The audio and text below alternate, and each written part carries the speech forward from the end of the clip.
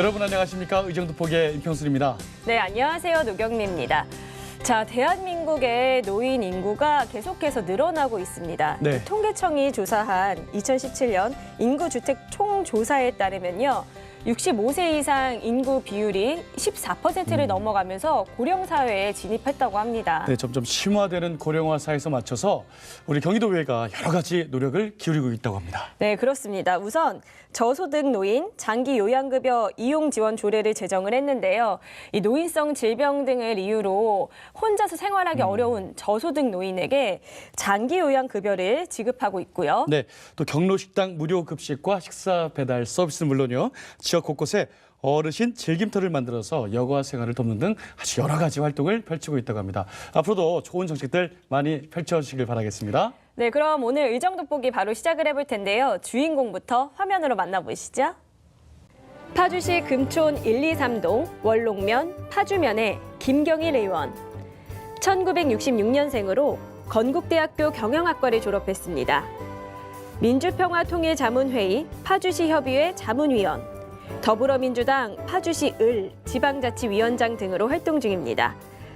제10대 경기도의회 초선으로 건설교통위원회 소속인데요. 현재 도유재산조사특별위원장으로 깨끗한 정치, 청렴한 경기도의회를 조성하겠다는 각오입니다. 네, 의원님 안녕하십니까? 안녕하세요. 네, 반갑습니다. 네, 먼저 반갑습니다. 우리 시청자 여러분께 인사하시고 시작할까요? 안녕하세요. 경기도 의회의원 파주 출신 김경일 의원입니다. 늦었지만 새해 복 많이 받으시고요. 예, 힘찬 한 해 되시길 기원드리겠습니다. 네. 의원님도 새해 복 많이 받으시고요. 감사합니다. 파주에서 방송국이 있는 녹화장이 있는 수원까지 열심히 달려오셨어요. 멀죠? 가깝지는 않습니다. 경기도가 이렇게 넓습니다. 예. 이 겨울에 파주는 조금 더 추운 것 같아요. 어떻습니까? 여기 수원보다는 한 5, 6도 정도 차이가 나는 것 같아요. 그 정도로 차이가 나요? 예. 그래서 파주가 그게 맛있잖아요. 장단콩이. 아, 그런 거예요? 모르겠어요. 날씨랑은 상관이 없는 것 같은데 그냥 맛있습니다. 네. 네.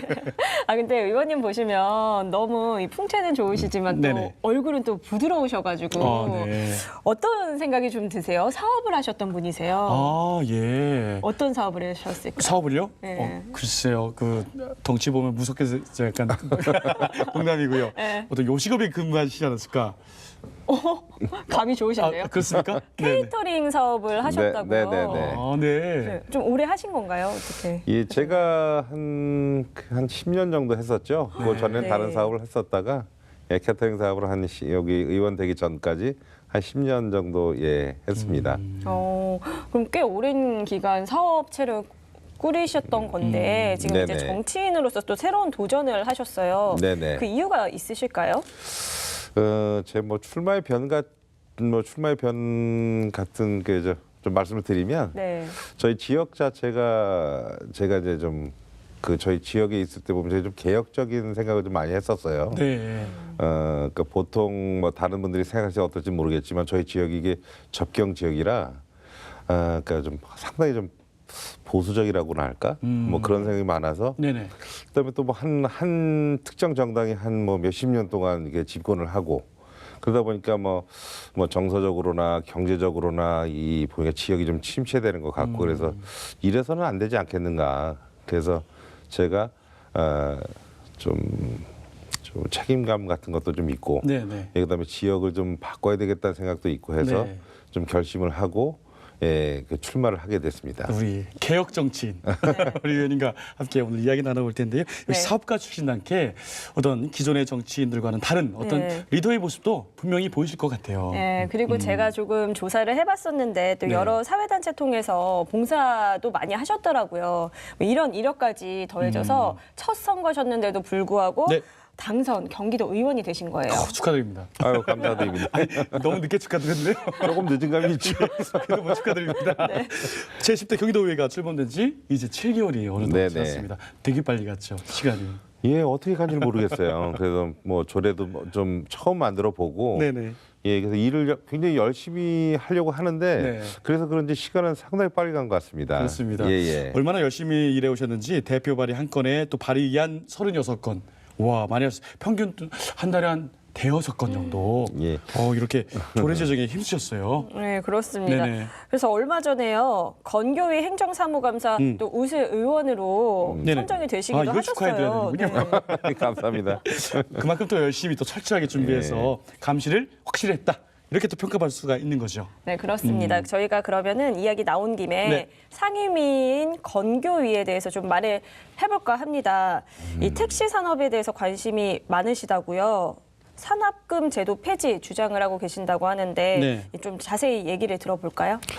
예, 그 제가 이 건설교통위에 들어오면서 이제 크게 들어오면 이제 교통하고 건설 쪽하고 좀 나눠져 있는 부분들인데, 그 처음에는 이제 그래서 제가 그 좀 관심 깊게 봤던 게 이제 택시 문제예요. 그 네. 중에서도 법인 택시 하시는 이 기사님들 그쪽을 좀 봤는데, 그 어떤 구도냐면 이제 보면 그 기울어진 운동장 같은 이제 그런 형편에서 이제 일을 하시더라고요. 네네. 그래서 그게 뭐가 잘못됐을까? 그래서 쭉 봤더니 이제 거기에 본 이제 그 임금에 대한 그 부분들이 나오는 거예요. 그래서 1994년 8월 정도에 지금 보면 이제 그 역외군수 이 관리법이 제정되면서 그 전액관리제를 하게 돼 있어요. 이게 전액관리제는 쉽게 말씀드리면 이제 완전 월급제거든요. 94년 8월이니까 벌써 한 20몇 년 된 거죠. 예. 20몇 년 된 건가요? 예. 넘었죠. 예, 네. 꽤 넘었죠. 네네네. 근데 지금까지도 지금 그 전액관리제가 되지가 않고 산납금 제도로 운영이 되고 있더라고요.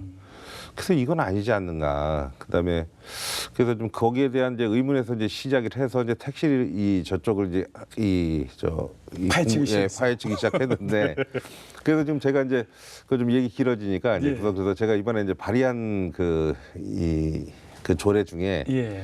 그 산납금에 대한 그 부분은 있어요. 그래서 이제 요금 인상이 이제 올해 이제 한 3월 정도에 이제 택시 요금 인상이 아마 될 것 같은데, 이 지난 이 택시 요금 인상했을 때 보니까 이렇더라고요. 그러니까 택시 요금이 인상되면 산납금이 왕창 인상되는 거예요. 네, 맞습니다. 그래서 실질적으로 법인 택시 기사님들이 가져갈 수 있는 수익이 뭐 택시 요금 올라도 뭐 별반 없는 거예요. 네네. 그래서 이래서는 안 되지 않는가. 그래서 제가 이제 발의했던 게 이번 택시 요금이 오르면 1년 동안은 산납금 인상을 금지하고 그다음에 1년 지나서도 기존 산납금의 10% 이상을 올릴 수 없도록 예. 하는 이제 그 조례를 제정을 해서 지금 저 12월 20일 날 통과가 됐는데, 이게 지금 국토관리부에서 또 다시 그 중앙정부에서 빠꾸가 내려왔어요. 네. 그래서 산납금 왜 그러냐 그랬더니 네네. 산납금이라는 표현이 불법이라는 거예요. 그래서 제가 아니 근데 그러면 그 불법을 자행하고 있는 게 어디냐?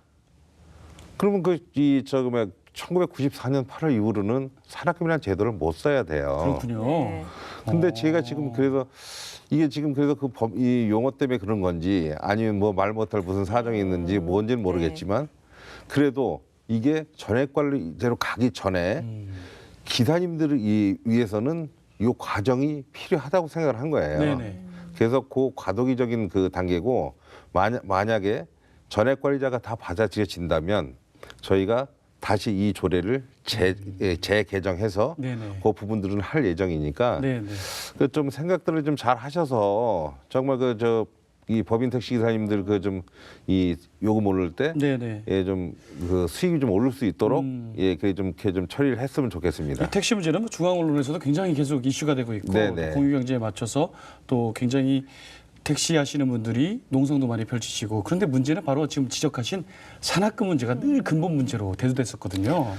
근데 그게 94년도부터 폐지가 나왔으니까 참 오래된 일이네요. 폐지가 아니라 법령이 제정돼 있습니다. 법으로. 예, 법으로 전액관리제 하게 돼 있어요. 네. 근데 지금 법 따로 현실 따릅니다. 그래서 지금 제가 이 제정한 이 조례는 완전 월급제로 그러니까 전액관리제로 네네. 가기 위한 전 단계라고 보시면 되고요.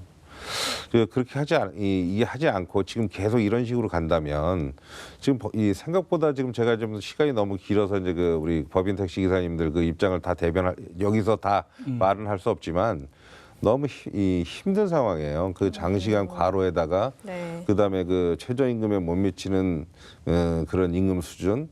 이렇게 해갖고 어떻게 뭐 이 저희가 뭐 이 지금 선진 이 3만 불 시대를 얘기할 수 있겠습니까? 네, 네. 그 전액관리제라고 말씀을 하셨는데 그렇다면 전액관리제가 된다면 어떤 것들이 좀 변할 수가 있을까요?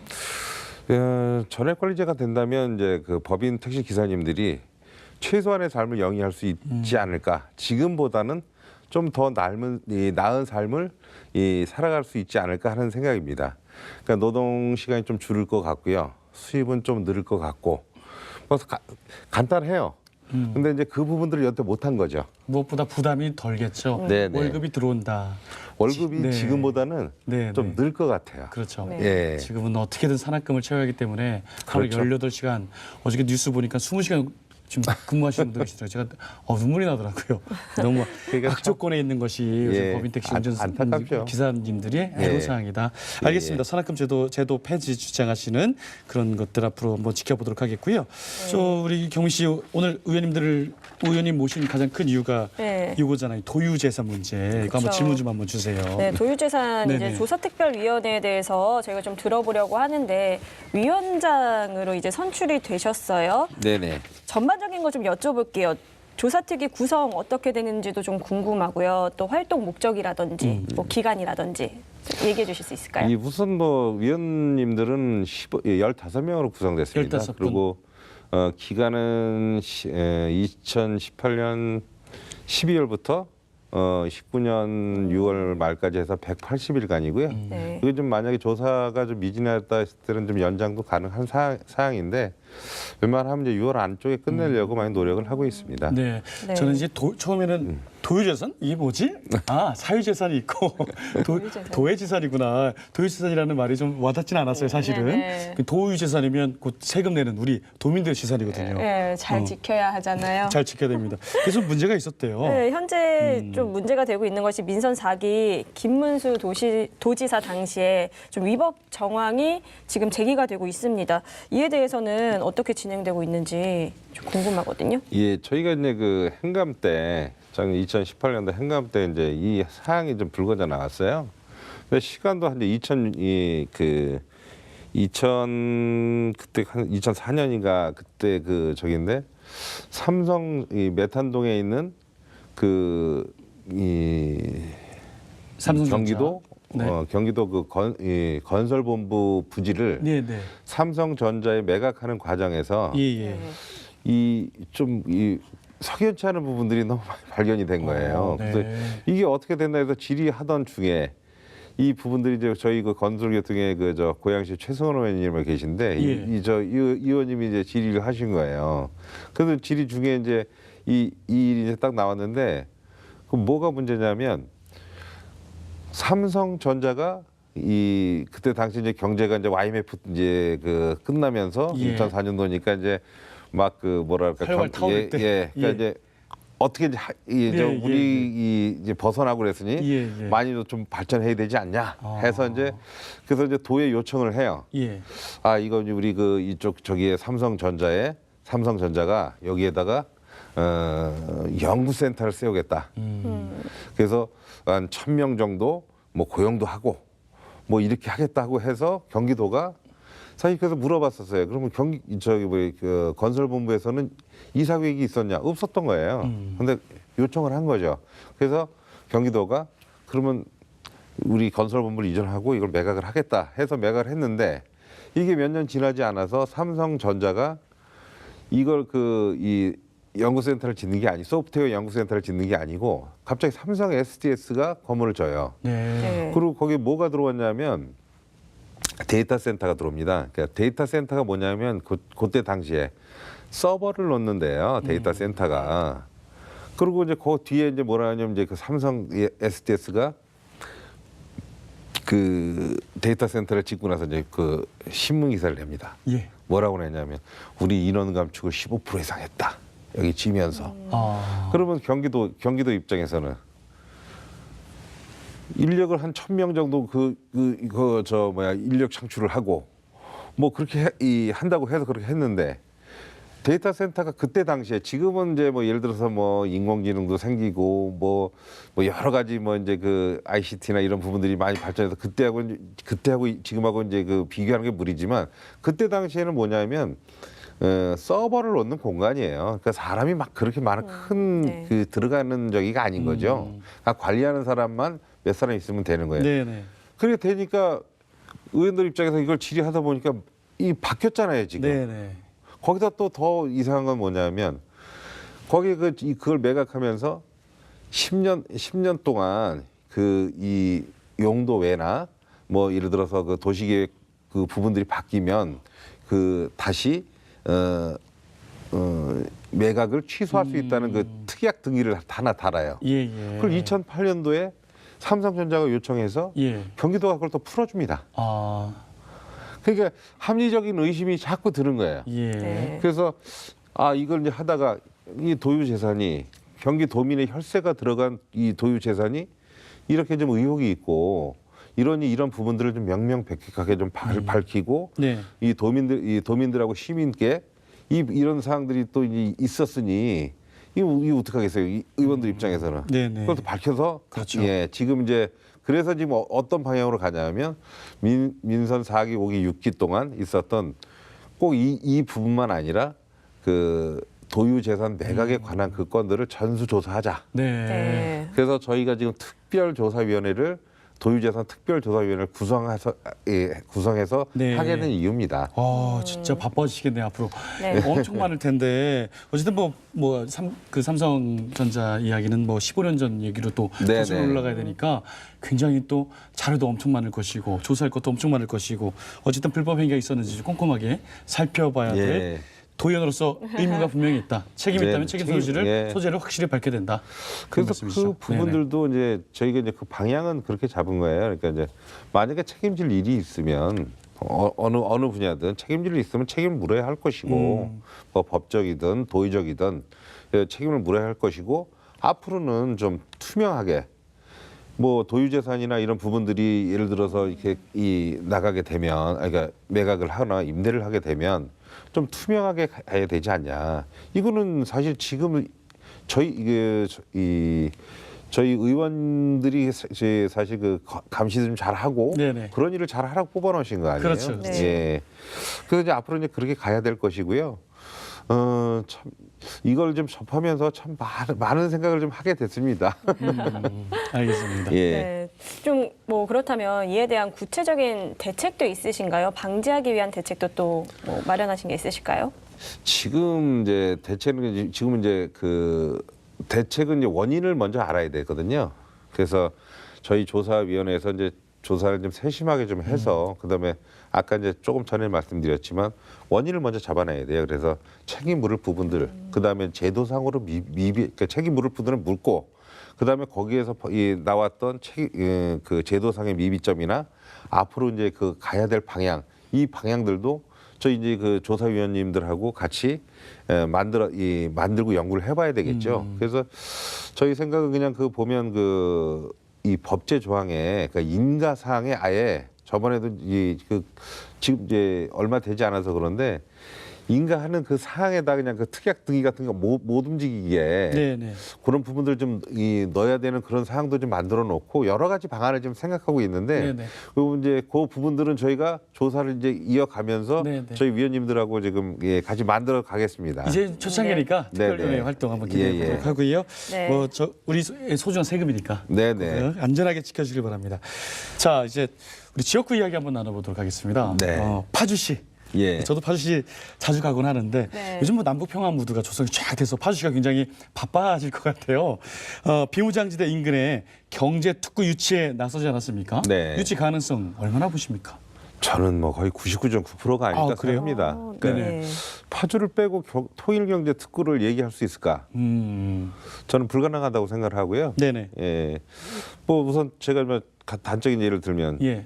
판문점이 거기 있잖아요. 그렇죠. 예. 그다음에 돌아오지 않는 다리. 아, 네. 예. 그다음에 뭐 임진각. 네. 뭐 그다음에 또 뭐가 있을까요? 그다음에 이제 이거 바로 DMZ도 있고. 예, DMZ도 있고 그다음에 개성공단이 저희 뭐 이 문산 지역이나 그 좀 빠른 지역에는 한 10분 15분 아니면 가요. 네네. 예, 그다음에 예. 지리적인 뭐 환경이나 그다음에 이제 여러 가지 환경으로 봤을 때 이 파주를 빼고 다른 지역에서 한다? 저는 사실은 그거는 좀 어렵지 않나 그렇습니까? 생각합니다. 그렇다면 경제특구요 자세한 계획들은 어떻게 지금 되고 있습니까? 예, 경제특구는 지금 저 국회에서 지금 계류 중인데요. 사실은 좀 이런 부분이 너무 안타깝죠. 왜 그러냐면 뭐 제가 들은 얘기입니다. 근데 뭐 이제 통일, 남북, 뭐 통일 이런 게 들어가면 이제 통과를 잘 안 시켜주는 모양이에요. 근데 이게 제가 생각하면 야 이게 이럴 수가 있나 이런 생각도 좀 많이 드는데 좀 너무 가슴이 아프죠. 예. 왜 남북 통일 이야기하면 왜 통과를 안 시켜줄까요? 제가 가슴이 아파요. 예, 너무 마음이 어쨌든 아픕니다. 경제특구가 이렇게 형성이 되면 그래서 파주를 중심으로 그렇죠? 예, 그렇게 가는데 그 어떤 그림을 이제 그리고 있냐면 통일경제특구 그 그림은 네. 이렇게가 이제 파주가 그리는 그림은 이렇습니다. 그 단적인 뭐 이제 예를 들어서 이제 그 북한의 인력이 와서 뭐 가래수공업처럼 뭐 이렇게 해서 그냥 뭐 가공해서 뭐 노동 뭐 싼 노동력에 의한 뭐 이런 수익 창출 이런 사업이 아니라 지금 파주가 생각하고 있는 부분들은 이 미국 그다음에 중국, 러시아, 일본, 한국 자본이 그다음에 뭐 이 북한까지 해서 뭐 그 자본이 이제 그쪽으로 좀 이 집약이 돼서 첨단 산업, 그다음에 금융, 네. 물류 이런 그 이 사업들을 크게 이 들어가려고 하는 생각들을 하는 거예요. 단지 그냥 뭐 북한의 노동력 뭐 기차 타고 들어와서 이거 뭐 해갖고 이런 이 부분들이 아니라 그래야만이 그 지금 파주에서 그 했던 이제 뭐 평화의 발판이 되고 이 여러 그 자본들이 들어와 있기 때문에 안전판도 되고 그다음에 그래야 또 발전도 있지 않겠어요. 그다음에 이제 파주가 이제 그쪽에 이제 거점이 되고 나면 뭐 그쪽이 파주 쪽이 이 앞으로 이렇게 뻗어나가야 될 길이 이제 유라시아나 중국이나 이쪽에 이제 철도로 대륙 철도로 가야 되지 않겠습니까? 네. 그래서 이제 그런 여러 가지 상황으로 봐서는 파주가 그 갖고 있는 지금 보관은 이제 그런 보관입니다. 크게 큰 네네. 그림을 인천 예. 뭐 경제사회특구처럼 막 파주도 그렇죠. 그 통일을 맞아서 단순히 막 노동력이 아니라 특구를 만드는 거예요. 노동력만 보기는 너무 그렇죠. 너무 아깝죠. 아깝죠. 예. 오늘 의정부 보기 나오셔서 우리 의원님 뭐 택시 이야기, 물류단지 이야기, 그리고 파주 경제특구 이야기 등등 많이 펼쳐서 또 도유재산 문제 이런 분도 해주셨는데 오늘 또 못다한 이야기 있으면 우리 카메라 보시고 마지막으로 우리 시청자 여러분께 인사 말씀 좀 부탁드리겠습니다. 예, 여태 이 두서없이 많이 말씀을 드린 것 같은데요. 그 마지막으로 좀 우리 그 시청자 여러분께 드릴 말씀은 그 제가 파주 출신 도의원이거든요. 그래서 어떻게 통일경제특구법이 지금 당장은 가장 좀 절실하고요.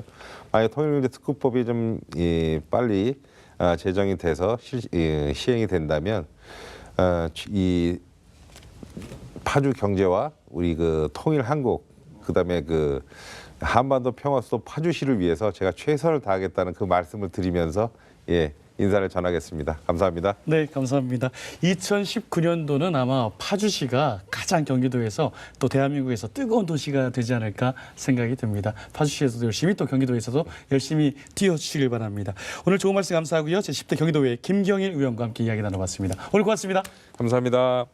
네, 오늘 말씀 나눈 우리 김 의원님은요. 지난 선거 당시에 본인을 뚝심 있는 일꾼으로 이야기하며 도민들에게 다가섰습니다. 네, 그렇습니다. 아무리 어려운 상황에서도 굳세게 이겨내고 또 마침내 해내고야만은 그런 강한 추진력을 주장을 하셨는데요. 이 뚝심 있는 도의원으로 더욱 성장하는 모습 저희도 응원하도록 하겠습니다. 네, 뚝심 있게 마무리하겠습니다. 네. 시각 정도 보기 여기까지입니다. 시청해주신 여러분 고맙습니다. 고맙습니다.